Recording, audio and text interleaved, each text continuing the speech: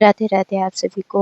मैं केदारनाथ, बद्रीनाथ, हरिद्वार, ऋषिकेश के लिए दर्शन के लिए गई थी। तो सबसे पहले मैंने वैसे भी रिकॉर्ड नहीं किया, पर मैं कुछ रिकॉर्ड की हूँ जो आप सभी को दिखाना चाहती हूँ। उसमें से हम सबसे पहले हरिद्वार पहुँचे। 12 जून को हम गए थे। तो ऋषिकेश पहले पहुँचे। ऋषिकेश में 2 दिन हमें रजिस्ट्रेशन के लिए ही लग गए और हम ऋषिकेश में फिर घूमे। ऋषिकेश में हम सीताराम सेतु देखने गए थे और कुछ मंदिर देखे और उसके बाद कुछ घूमे। हमें रजिस्ट्रेशन करवाने के लिए ही 2 दिन लग गए। रात को 2 बजे उठकर हम लाइन लगे थे। ये है गंगा आरती, हम गंगा आरती भी देखे और उसके बाद थोड़ा-सा घूमे थे। 2 दिन रजिस्ट्रेशन करवाने के बाद हम फिर से हमें गाड़ी चाहिए था जो बद्रीनाथ के लिए जाना था। पर बद्रीनाथ जाने के लिए भी वहाँ इतना ट्रैफिक जाम होने के कारण बद्रीनाथ जाने के लिए मना कर रहे थे सभी को और गाड़ी भी नहीं मिल रहा था। फिर भी हमने गाड़ी का प्राइस पूछा तो वो ऐसे बोल रहे थे जैसे हमें गाड़ी खरीदना है, जबकि उसका प्राइस मतलब 60-70 हज़ार के ऊपर ही बता रहे थे बद्रीनाथ जाने के लिए।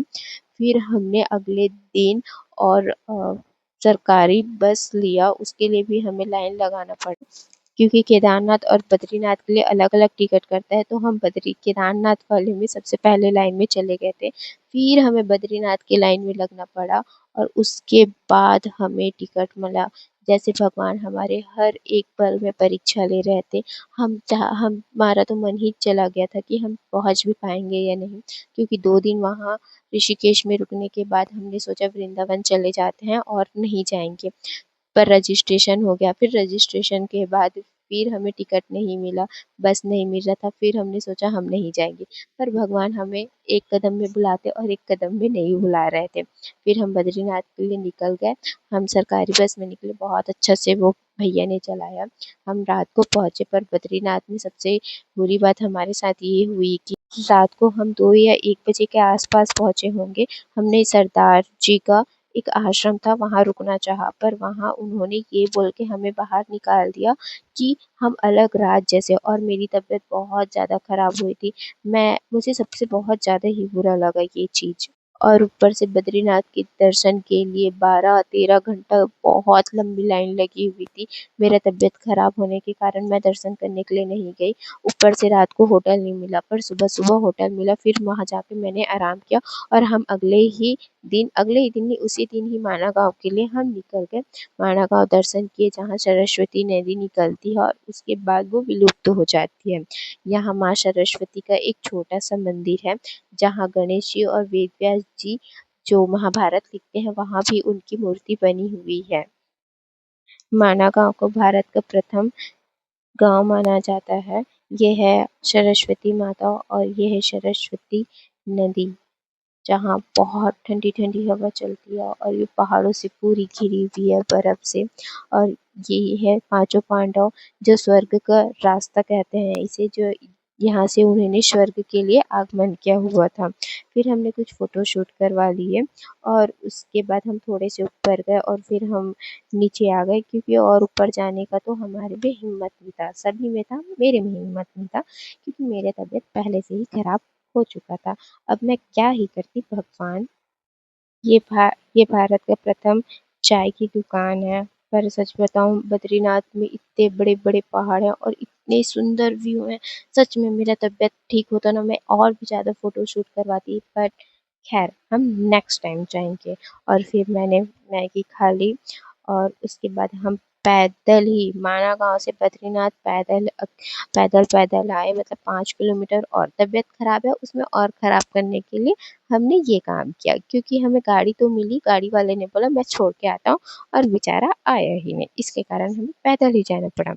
और ये है रात का व्यू। हमारे बद्री विशाल मंदिर कितने सुंदर लग रहे हैं। मैं प्रभु आपके दर्शन करने के लिए फिर एक बार आना चाहूँगी, क्योंकि मैं इस बार दर्शन नहीं करी थी।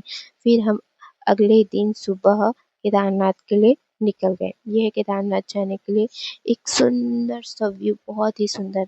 और ये जो आपको घाटी दिख रही है ना, वो पूरे में चक्का जाम हो रखा था, इतना ज़्यादा ट्रैफिक था वहाँ।